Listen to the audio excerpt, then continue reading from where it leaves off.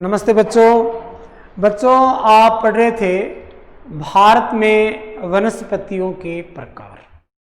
हमने आपको भारत के अंदर वनस्पतियों के 5 महत्वपूर्ण प्रकार बता रहे थे। सबसे पहले हमने बताया था उष्णकटिबंधीय सदाबहार वन, उष्णकटिबंधीय सदाबहार वन। दूसरा उष्णकटिबंधीय पर्णपाती वन और तीसरा उष्णकटिबंधीय कंटीले वन तथा झाड़ियां, उष्णकटिबंधीय कंटीले वन तथा झाड़ियां। चौथा था पर्वतीय वन और चौथा मैनग्रोव वन। ये हमने 5 महत्वपूर्ण वनस्पतियों के प्रकार हमने आपको बताए थे। हमने उष्णकटिबंधीय सदाबहार वन के बारे में अध्ययन कर लिया था। उष्णकटिबंधीय सदाबहार वन के बारे में हम अध्ययन कर चुके थे। उष्णकटिबंधीय वर्षावन भी हम इनको कह सकते हैं, इनके बारे में स्टडी कर ली थी। आज हम आपको ये उष्णकटिबंधीय पर्णपाती वन के बारे में बताएंगे। यानी उष्णकटिबंधीय पर्णपाती वन, इनमें भारत में सबसे बड़े क्षेत्र में फैले हुए वन है। पहली बात, जो उष्णकटिबंधीय पर्णपाती वन है वो भारत के सबसे बड़े क्षेत्र में फैले हुए वन है, पहली बात। दूसरी बात आप देखेंगे, इन्हें मानसूनी वन भी कहते हैं। इन्हें क्या कहते हैं? मानसूनी वन भी कहते हैं। और ये उन क्षेत्रों में फैले हैं जहां 70 से 200 सेंटीमीटर तक वर्षा हो। यानी मानसूनी वन या पर्णपाती वन कहां? 70 से 200 सेंटीमीटर वर्षा वाले क्षेत्रों के अंदर फैले होते हैं। 70 से 200 सेंटीमीटर वर्षा वाले क्षेत्र के अंदर पर्णपाती वन या मानसूनी वन फैले हुए हैं। पर्णपाती या मानसूनी वन। इसके अलावा इस प्रकार के वनों में वृक्ष है वो ग्रीष्म ऋतु में 6 से 8 सप्ताह तक अपनी पत्तियां गिरा सकते हैं। यानी ग्रीष्म काल के अंदर 6 से 8 सप्ताह तक अपनी पत्तियों को क्या करते हैं? गिरा देते हैं। नेक्स्ट देखेंगे, जल की उपलब्धता के आधार पर, जल की उपलब्धि के आधार पर इन वनों को आर्द्र तथा शुष्क पर्णपाती वनों में विभाजित किया जाता है। यानी जल की उपलब्धता के आधार पर इन वनों को 2 भागों में, आर्द्र और शुष्क, 2 भागों में विभाजित किया जा सकता है, आर्द्र व शुष्क। इसके अलावा इनमें आर्द्र या नमी पर्णपाती उन क्षेत्रों में पाए जाते हैं जहां आर्द्र वाले कहां हैं? जो 100 से 200 सेंटीमीटर वर्षा, 100 से 200 सेंटीमीटर, और शुष्क के अंदर 70 से 100। ये आपने पढ़ा। अतः ऐसे वन, यानी जो आर्द्र वन है या नमी युक्त वन है, वो कहां पाए जाते हैं? पहला, पूर्वी भाग, उत्तरी पूर्वी राज्य, हिमालय के गिरिपद प्रदेश, झारखंड, पश्चिमी उड़ीसा, छत्तीसगढ़, पश्चिमी घाटों के पूर्वी ढाल में पाए जाते हैं। तो परीक्षा में आ जाए कि पर्णपाती वन या मानसूनी वन अर्थात आर्द्र नमी युक्त वन कहां पाए जाते हैं? तो हिमालय के गिरिपद, पश्चिमी उड़ीसा, छत्तीसगढ़, पश्चिमी घाट, झारखंड और उत्तरी पूर्वी राज्यों के अंदर ये वन पाए जाते हैं। इन वनों की सबसे जो महत्वपूर्ण जो प्रजाति है, सबसे महत्वपूर्ण जो प्रजाति है वो सागौन। इन वनों की सागौन या सागवान, ये इन वनों की प्रमुख है। इसके अलावा बांस, साल, शीशम, चंदन, रवेर, कुसुम, अर्जुन तथा सहतूत के जो वृक्ष है, जो व्यापार के लिए उपयोगी हैं, ये प्रजातियां हैं। नेक्स्ट आप देखेंगे शुष्क पर्णपाती वन उन क्षेत्रों में पाए जाते हैं जहां वर्षा 70 से 100 सेंटीमीटर के लगभग होती है। पहले हमने पढ़ा आर्द्र, अब पढ़ रहे हैं आप शुष्क। ये वन प्रायद्वीपीय पठार, प्रायद्वीपीय पठार के ऐसे वर्षा वाले क्षेत्र जैसे यूपी और बिहार, उत्तर प्रदेश और बिहार के अंदर पाया जाता है। उत्तर प्रदेश और बिहार के अंदर तो शुष्क पर्णपाती वन कहां पाए जाते हैं? उत्तर प्रदेश और बिहार या प्रायद्वीपीय पठार जहां वर्षा 70 से लेकर 100 सेंटीमीटर के लगभग होती है। ये क्या है? शुष्क पर्णपाती वन। इन विस्तृत क्षेत्रों में इनमें सागवान, साल, पीपल और नीम, 4 सागवान, साल, पीपल और नीम के वृक्ष। इन क्षेत्रों में बहुत बड़े भूभाग पर कृषि कार्य हेतु साफ किए गए वृक्ष और पशुपालन, पशुचारण भी होता है, पशुपालन भी होता है। क्या होता है? पशुपालन। पशुपालन के लिए सागवान, शीशम और ये जो सागवान, साल, पीपल और नीम के जो वृक्ष हैं उनको काटा जाता है और वहां कृषि की जाती है और यहाँ पशुपालन व्यवसाय भी होता है। तो बच्चों आपने देखा कि पहले आपने पढ़ा उष्ण कटिबंधीय सदाबहार वन, दूसरा उष्ण कटिबंधीय पर्णपाती वन और उष्ण कटिबंधीय पर्णपाती वन है उनको मानसूनी वन भी कहा जाता है। इनको जल की उपलब्धता के आधार पर 2 भागों में बांटा जाता है। पहला हमने पढ़ा नमी, आर्द्र, और दूसरा शुष्क। नमी के अंदर, नमी युक्त के अंदर 100 से 200 सेंटीमीटर वर्षा वाले क्षेत्र है, जबकि शुष्क पर्णपाती वन के अंदर 70 से 100 सेंटीमीटर वर्षा वाले क्षेत्र आते हैं, जिनमें प्रायद्वीपीय पठार और उत्तर प्रदेश और बिहार जैसे। यहाँ कौन कौन से वृक्ष होते हैं? साल है, नीम है, पीपल का वृक्ष है, सागवान का जो वृक्ष है, ये होते हैं। अब आता है नेक्स्ट, आप देखेंगे इसमें इनके अंदर आप जो महत्वपूर्ण आप देख सकते हैं, इसके अंदर इन जंगलों में इसके जो महत्वपूर्ण है, इन जंगलों में पाए जाने वाले जानवर, यानी यहां कौन कौन से जानवर पाए जाते हैं? तो सिंह, शेर, सुअर, हिरण और हाथी।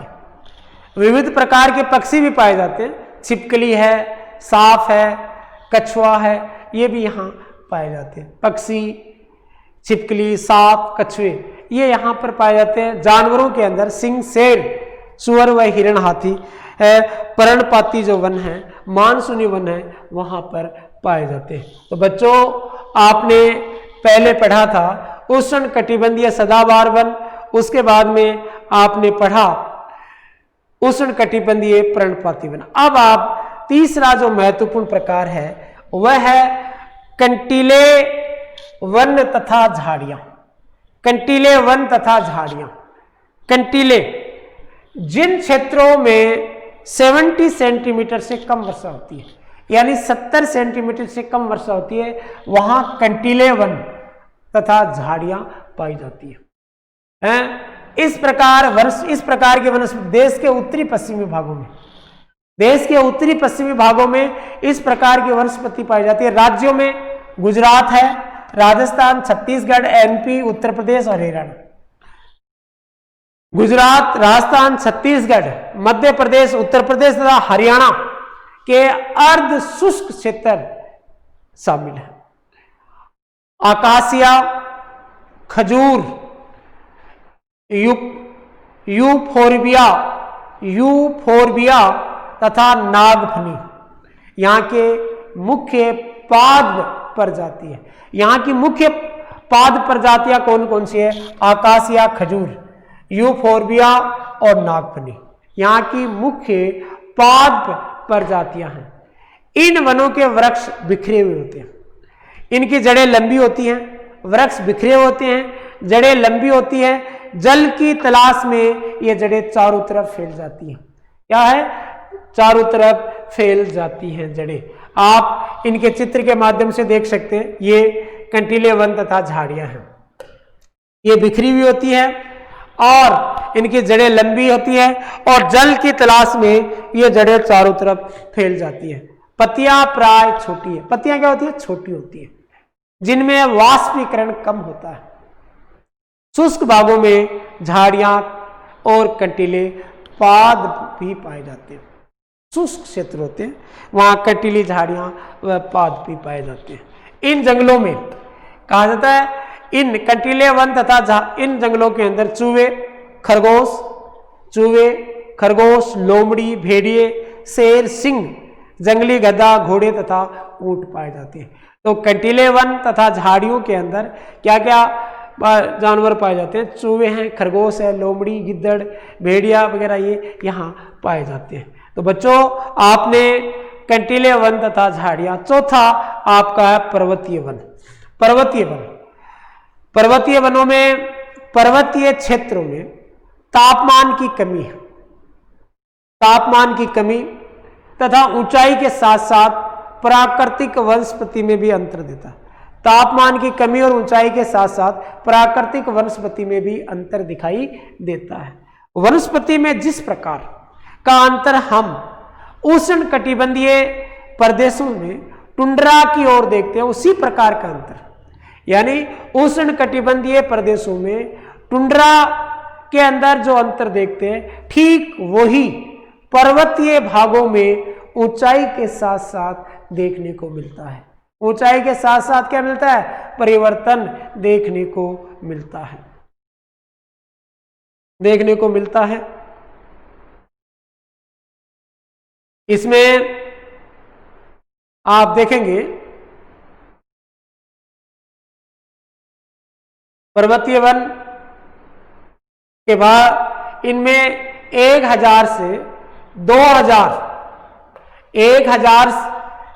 2000 मीटर तक ऊंचाई वाले क्षेत्रों में 1000 से 2000 मीटर की ऊंचाई, यानी यहां आर्द्र शीतोष्ण कटिबंधीय वन पाए जाते हैं।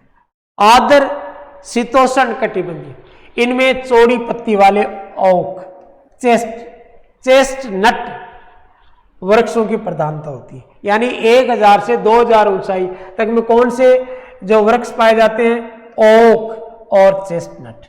जबकि 1500 से 3000 की ऊंचाई के बीच शंकुधारी वृक्ष जैसे चीड़ है, देवदार है, सिल्वर फर है, स्प्रूस है, ये वृक्ष कहां पाए जाते हैं? 1500 से 3000 की मीटर की ऊंचाई वाले क्षेत्रों में पाए जाते हैं। ये अब उदाहरण देख लीजिए, कहां पाए जाते हैं?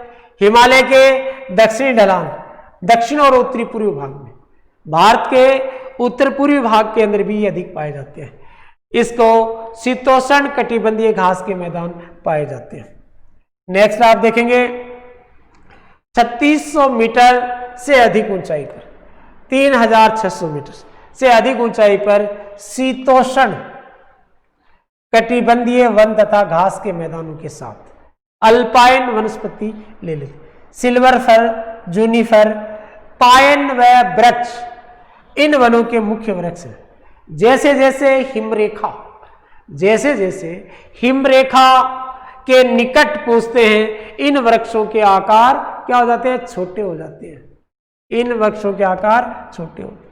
अंत में झाड़ियों के रूप के बाद में अल्पाइन घास के मैदानों में विलीन हो जाते हैं। अंत के अंदर अल्पाइन घास के मैदानों के रूप में विलीन हो जाते हैं।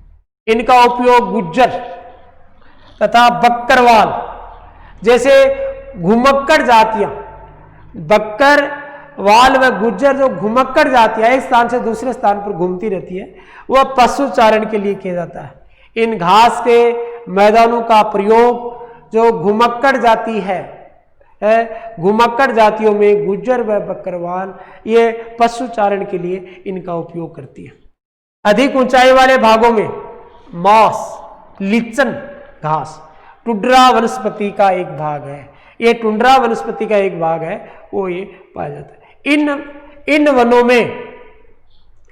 वनों में प्राय कश्मीरी हिरण, चित्रा हिरण, जंगली भेड़, खरगोश, तिब्बतीय बारासिंगा, याक, हिम तेंदुआ बर्फ में रहने वाला, गिलहरी, रीछ, आइबेक्स, कहीं कहीं लाल पांडा, घने बालों वाली भेड़ तथा बकरियां भी पाई जाती है। तो ये महत्वपूर्ण जो जानवर हैं वो कहाँ पाए जाते हैं? पर्वतीय वनों में। कश्मीरी महामृग, चित्रा हिरण, जंगली भेड़, खरगोश, तिब्बतीय बारहसिंगा, याक, हिम तेंदुआ, गिलहरी, रीछ, ये प्रमुख। इसके अलावा लाल पांडा, घने वाली भेड़ और बकरियां भी यहाँ पाई जाती है। तो बच्चों, आपने पहला उष्ण कटिबंधीय सदाबहार वन, उष्ण कटिबंधीय पर्णपाती वन, कंटीले वन तथा झाड़ियां, पर्वतीय वन, और पांचवा आपका महत्वपूर्ण जो वन है वो है आपका मैनग्रोव वन। ये वनस्पति तटवर्ती क्षेत्रों में, ये वनस्पति तटवर्तीय क्षेत्रों में ज्वार भाटा आते हैं, जहां ज्वार भाटा आते हैं वहां सबसे ज्यादा ये उगती है। यानी मेन ज्वार तटवर्ती क्षेत्र है, चाहे पश्चिमी तट मान लिए, पूर्वी तट, वहां तटवर्ती क्षेत्रों पर मैनग्रोव वनस्पति या वन पाए जाते हैं। मिट्टी और बालू, मिट्टी और बालू इन तटों पर एकत्रित हो जाती है। यानी इन तटों के ऊपर बालू और मिट्टी ये इन तटों पर एकत्रित हो जाती है और यहां पर मैनग्रोव वनस्पति उगती है तटों पर। घने मैनग्रोव एक प्रकार की वनस्पति है, एक प्रकार की वनस्पति है जिसमें पौधों की जड़ें का पानी में डूबी रहती हैं। ये विशेष करके नदियों के, नदियां गंगा है, ब्रह्मपुत्र, महानदी, गोदावरी, कृष्णा और कावेरी। यानी मैनग्रोव वन कहाँ पाए जाते हैं? नदियों के डेल्टाई क्षेत्रों में। और नदियां डेल्टा कौन सी बनाती है?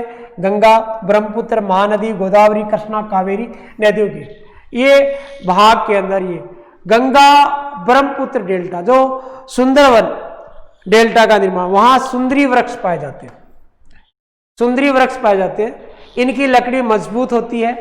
इसके अलावा नारियल, ताड़, कूड़ा व एंगार के वृक्ष भी पाए जाते हैं। विशेष करके नारियल, ताड़ और सुंदरी वृक्ष मैनग्रोव वनों में पाए जाते हैं। इस क्षेत्र के अंदर जो जानवर पाए जाते हैं, प्रसिद्ध रॉयल टाइगर प्रसिद्ध जानवर, इसके अतिरिक्त कछुआ है, मगरमच्छ है, घड़ियाल है, कई अन्य प्रकार के सांप भी इन जंगलों में पाए जाते हैं। तो परीक्षा में आ जाए कि मैनग्रोव वनों में कौन सा प्रसिद्ध जानवर पाया जाता है, तो आपको बताना है रॉयल बंगाल टाइगर, ये प्रसिद्ध है। और यहाँ पर इसके अलावा आप देखेंगे वन्य प्राणी। तो बच्चों, आज आपने 5 महत्वपूर्ण वनों के बारे में अध्ययन कर लिया है। पहला आपने पढ़ा उष्ण कटिबंधीय सदाबहार वन, सदाबहार वन। दूसरा उष्ण कटिबंधीय पर्णपाती वन, इनको मानसूनी वन भी कहा जाता है। इनको 2 भागों में बांटा जाता है, आर्द्र व शुष्क। और तीसरा आपने पढ़ा आपने कंटीले, कंटीले वन व झाड़ियां, कंटीले वन व झाड़ियां। और चौथा आपने पढ़ा पर्वतीय वन। और 5वां आपका मैनग्रोव, मैनग्रोव वन। ये 5। तो भारतीय वनस्पति को कितने भागों में बांटा जाता है? 5। और प्रत्येक का आपको विस्तार से समझा दिया गया है। कहाँ पाए जाते हैं, इनका तापमान, वर्षा कितनी रहती है वो बताया गया, इनमें कौन कौन से वृक्ष पाए जाते हैं, कौन कौन से जानवर और कौन कौन से पक्षी पाए जाते हैं, इनके बारे में अध्ययन कर लिया आपने। अब आप नेक्स्ट देखेंगे वन्य प्राणी। नेक्स्ट क्या देखेंगे? वन्य प्राणी। वन्य प्राणी, भारत में लगभग वन्य प्राणियों की 90,000 प्रजातियां पाई जाती हैं। देश में यहाँ जीवों की लगभग 90,000 प्रजातियां पाई जाती हैं। देश में लगभग 2,000 से अधिक, देश में लगभग 2000 से अधिक पक्षियों की प्रजातियां पाई जाती हैं। यह कुल विश्व का 13% है।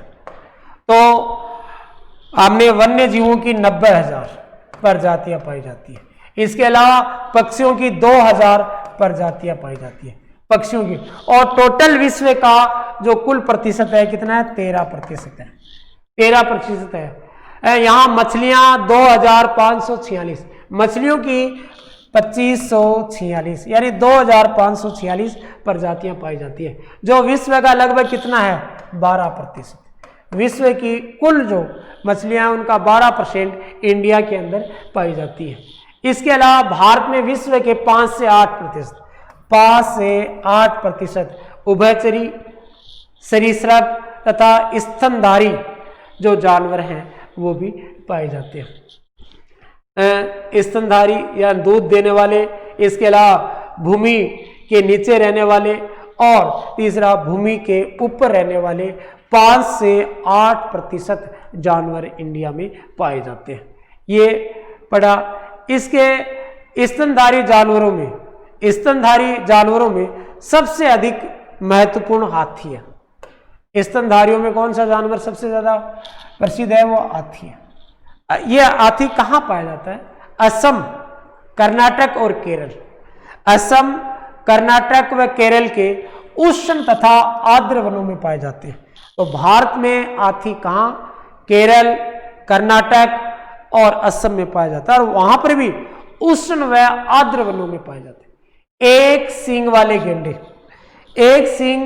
वाले गेंडे अन्य जानवर हैं जो पश्चिमी बंगाल और असम के दलदली से।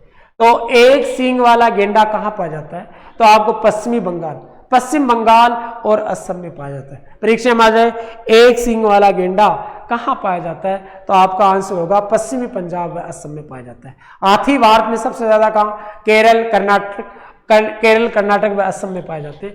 इसके अलावा कच्छ के रण तथा थार मरुस्थल में, कच्छ का रण ये पड़ता है गुजरात में, थार का मरुस्थल राजस्थान। यहाँ जंगली गधे व ऊंट रहते हैं। यहाँ क्या पाए जाते हैं? जंगली गधे, ऊंट। भारतीय भैंसा, नीलगाय, चौसिंगा, छोटा मृग जिसको गेजल कहा जाता है, विभिन्न प्रजातियां वाले हिरण आदि कुछ अन्य जानवर ये भी इंडिया में पाए जाते हैं। यहाँ बंदरों के भी अनेक प्रजातियां पाई जाती हैं। भारत में वन्य जीवों की सुरक्षा हेतु एक अधिनियम बनाया गया। यह अधिनियम सन 1972 में लागू किया गया। तो भारत जीव सुरक्षा अधिनियम सन 1972 में लागू किया गया। तो ये एक्ट बनाया गया। इस एक्ट के तहत वन्य जीव जंतुओं का शिकार करना अपराध घोषित किया गया है। भारत विश्व का अकेला देश है जहां शेर तथा बाघ दोनों पाए जाते हैं। विश्व के अंदर शेर व बाघ किस कंट्री में पाए जाते हैं? इंडिया। एकमात्र जो विश्व में एक देश है वो भारत है जहां शेर तथा बाघ दोनों पाए जाते हैं। भारतीय शेरों का प्राकृतिक जो वास स्थल है वो गुजरात के अंदर गिर जंगल है। तो भारत के अंदर बाघ व शेर का जो आश्रय स्थल है जहां वो निवास करते हैं वो गुजरात में पड़ता है गिर जंगल, वहां पर ये निवास करते हैं। इसके बाद में बाघ मध्य प्रदेश तथा झारखंड के वनों में। बाघ कहाँ? मध्य प्रदेश व झारखंड के अंदर, पश्चिम बंगाल के सुंदरवन, हिमालय क्षेत्रों में पाए जाते हैं। कहाँ पाए जाते हैं? एमपी, झारखंड, पश्चिम बंगाल के सुंदरवन, हिमालय क्षेत्रों के अंदर क्या पाए जाते हैं? बाघ अधिक पाए जाते हैं। इसके अलावा बिल्ली जाति के सदस्यों में तेंदुआ भी है। ये शिकारी जानवर मुख्य है। तो शिकारी जानवरों में क्या हो गया? बाघ हो गया, शेर हो गया, तेंदुआ हो गया और बिल्ली जाति के सदस्य तेंदुआ। तो तेंदुआ, बाघ व शेर ये कहाँ पाए जाते हैं? तो हिमालय क्षेत्रों में, जो सुंदरवन है वहाँ पश्चिम बंगाल में वहाँ पाया जाता है, एमपी में और झारखंड में। इसके अलावा जो शेर है वो पाया जाता है गुजरात के गिर में। ये आपने शिकारी जानवरों के बारे में पढ़ा। इसके नेक्स्ट में आप देखते हैं हिमालय क्षेत्रों में पाए जाने वाले जानवर अपेक्षाकृत कठोर जलवायु को सहन करने वाले होते हैं, क्योंकि वहाँ अत्यधिक ठंड पड़ती है और बर्फ भी पड़ती है, इसलिए ये जलवायु को ज़्यादा सहन करने वाले अत्यधिक ठंड में भी जीवित रहते हैं। एग्जाम्पल, लद्दाख के बर्फीली ऊंचाइयों में याक पाए जाते हैं। तो याक कहाँ पाए जाते हैं? लद्दाख में पाए जाते हैं। भारत में सर्वाधिक या सबसे अधिक या याक कहाँ पाए जाते हैं? तो लद्दाख में पाए जाते हैं। जो गुच्छेदार सींगों वाला बेल, जो गुच्छेदार सींगों वाला बेल जैसा जीव है, जिसका भार लगभग 1 टन होता है। तिब्बतीय बारहसिंगा, बारल नीली भेड़, जंगली भेड़ तथा कियांग तिब्बती गधे भी यहाँ पाए जाते हैं। कहीं कहीं लाल पांडा भी कुछ भागों में मिलते हैं। नदियों, झीलों तथा समुद्री क्षेत्रों में कछुए, मगरमच्छ, घड़ियाल पाए जाते हैं। नदियों और झीलों के अंदर ये समुद्री जीव हैं, जिनमें कछुआ है, मगरमच्छ है, घड़ियाल है, ये पाए जाते हैं। घड़ियाल और मगरमच्छ की प्रजाति का एक ऐसा प्रतिनिधि है जो विश्व में केवल भारत में पाया जाता है। घड़ियाल और मगरमच्छ भी केवल इंडिया, ये एक ऐसा प्रतिनिधि है जो केवल कहाँ पाया जाता है? इंडिया। भारत में अनेक रंग बिरंगे पक्षी भी पाए जाते हैं, जैसे मोर है, बत्तख है, तोता, मैना, सारस है, कबूतर आदि, जो देश के वनों तथा आर्द्र क्षेत्रों में निवास करते हैं। हमने अपनी फसलें जैव विविध पर्यावरण से चुनी है, यानी जैव विविधता, यानी जीव जंतु के अंदर विविधता, ये यानी खाने योग्य पौधों का निश्चय है। हमने बहुत से औषधि पादपों का प्रयोग करके उनका चुनाव किया है। दूध देने वाले पशु भी प्रकृति द्वारा बहुत सारे जानवरों से चुने गए हैं। जानवर हमें क्या बोझा ढोने के रूप में, कृषि कार्य, यातायात के साधन के रूप में मदद करते हैं। तो जानवर हमें क्या मदद करते हैं? तो सबसे पहले बोझा ढोने, कृषि कार्य, यातायात के साथ, पशुपालन है। इसके अलावा मांस, दूध आदि भी हम क्या पशुओं से प्राप्त करते हैं। मांस व अंडे भी प्राप्त, मछली से पौष्टिक आहार मिलता है। बहुत से कीड़े मकोड़े फसलों, फलों और वृक्षों के परागण में मदद करते हैं और हानिकारक कीड़ों पर जैविक नियंत्रण में। प्रत्येक प्रजाति का पारिस्थितिकी तंत्र में योगदान है, यानी पर्यावरण को संतुलन बनाए रखने में प्रत्येक जो प्रजाति है उसका योग, और इनका संरक्षण भी आवश्यक है, इनकी सुरक्षा भी आवश्यक है।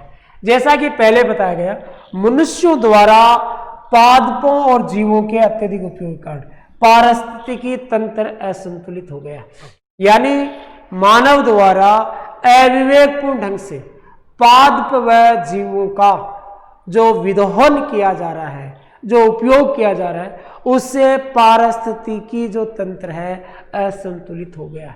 लगभग 1300 पादप प्रजातियां संकट में हैं, विलुप्त होने के कगार पर हैं, और 20 प्रजातियां तो पूर्णतः नष्ट हो चुकी है।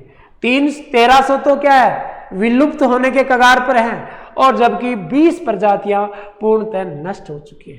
काफी वन्य जीवन प्रजातियां भी संकट में हैं। पारिस्थितिकी तंत्र के असंतुलन का मुख्य कारण है, मुख्य कारण क्या है? पहला, लालची व्यापारी अपने व्यवसाय के लिए अत्यधिक शिकार करते हैं। दूसरा, रासायनिक तथा औद्योगिक अवशिष्ट तथा तेजाबी जमाव के कारण प्रदूषण। तीसरा, विदेशी प्रजातियों का प्रवेश, कृषि तथा निवास के लिए वनों की अंधाधुंध कटाई, ये पारिस्थितिकी तंत्र के असंतुलन के कारण है। परीक्षा में आ जाए पारिस्थितिकी तंत्र के असंतुलन के कारण क्या है, तो ये 4, लालची शिकारी व्यापार के लिए, व्यवसाय के लिए अत्यधिक शिकार करते हैं, रासायनिक औद्योगिक अवशिष्ट तथा तेजाब जमाव के कारण, प्रदूषण और विदेशी प्रजातियों का प्रवेश, कृषि तथा आवास के लिए वनों की अंधाधुंध कटाई के कारण पारिस्थितिकी तंत्र में असंतुलन है। इसके अलावा आप देखेंगे अपने देश के पाद और जीव संपत्ति की सुरक्षा के लिए सरकार ने क्या कदम उठाए। इंडिया सरकार ने, भारत ने कौन कौन से कदम उठाए हैं अपने इन वन्य जीव जंतुओं की रक्षा करने के लिए। तो सबसे पहला ये 4 महत्वपूर्ण कदम है। पहला, देश में 18 जीव मंडल यानी आरक्षित क्षेत्र किए गए, इनमें 10 सुंदरवन। 10 कहाँ है? सुंदरवन। नंदा देवी, मन्नार की खाड़ी, नीलगिरी, नाकरेक, ग्रेट निकोबार, मानस, सिमलीपाल, पंचमंडियो है, अचनकमर, अमरकंटक की गणना विश्व के जीव मंडल, यानी यहां पर न तो वनस्पतियों को काटा जा सकता और न ही पशुओं का शिकार किया जा सकता। इनको कहते हैं ये राजकीय आरक्षित जीव मंडल है। ये टोटल कितने हैं देश में? 18 है। नाम इनमें सुंदरवन, नंदा देवी, मन्नार की खाड़ी यहां पर है। दूसरा, 1992 में सरकार ने पाद उद्यानों को वित्तीय तथा तकनीकी, यानी इनको पैसा और तकनीकी सहायता देने की योजना भी बनाई। तीसरा, शेर संरक्षण, गेंडा संरक्षण, भारतीय भैंसा संरक्षण तथा पारिस्थितिकी तंत्र के संतुलन के लिए कई योजनाएं बनाई। शेरों का, गेंडा और भारतीय भैंसा के संरक्षण के लिए सरकार ने क्या बनाई? योजनाएं बनाई। 103 नेशनल पार्क है इंडिया में। टोटल राष्ट्रीय पार्क कितने हैं? 103। 535 वन्य प्राणी अभयारण्य है, कई चिड़ियाघर राष्ट्र के पाद और जीव की संपत्ति की रक्षा के लिए बनाए गए। ये 4 महत्वपूर्ण कार्य सरकार ने किए। हम सभी को अपनी अतिजीविता के लिए प्राकृतिक पारिस्थितिकी तंत्र के महत्व को समझना आवश्यक। यह तब तक संभव है जब तक प्राकृतिक पर्यावरण का अंधविश्वास, अंधविनाश तत्काल समाप्त कर दिया जाए। यानी पारिस्थितिकी तंत्र तभी संतुलित रह सकता है जब हम अविवेकपूर्ण ढंग से जिस प्रकार से पाद और वनस्पतियों का विध्वंस कर रहे हैं उसको रोका जाए। तो बच्चों, आज आपने जो महत्वपूर्ण जो टॉपिक पढ़ा, भारत में वनस्पतियों के प्रकार, फिर बाद के अंदर आपने वन्य जीव जंतु और वनस्पति के बारे में, ये पारिस्थितिकी संतुलन के लिए क्यों महत्वपूर्ण है और इनमें असंतुलन क्यों पैदा हो रहा है, ये पढ़ा। आज के लिए इतना ही। धन्यवाद।